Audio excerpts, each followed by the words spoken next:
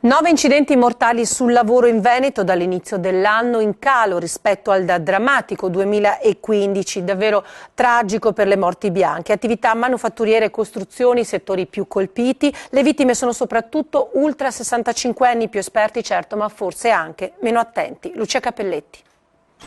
16 morti sul lavoro a nord-est dall'inizio dell'anno, 9 in Veneto con la provincia di Verona, maglia nera per maggior numero di vittime. È il primo bilancio delle morti bianche nel 2016 tracciato dall'Osservatorio per la sicurezza di Vega Engineering sulla base dei dati INAIL. A livello del nord-est siamo a meno 38,5% rispetto al 2015, primo trimestre 2015, mentre a livello nazionale siamo al meno 8,5%. Numeri in controtendenza rispetto al 2015, quando i morti sul lavoro in Italia erano stati 1172, il 16% in più rispetto all'anno precedente, una media di circa 98 vittime al mese, dati definiti dalle istituzioni e dai sindacati come un vero massacro. Nei primi 3 mesi del 2016 il Veneto si piazza in 16ª posizione per l'incidenza degli infortuni mortali nei luoghi di lavoro, in particolare nel settore manifatturiero, nell'edilizia e in agricoltura, da sempre i comparti considerati più a rischio, mentre a sorprendere è l'età delle vittime. C'è stato un notevole incremento degli ultra 65 anni, addirittura si parla di più 35% di infortuni mortali,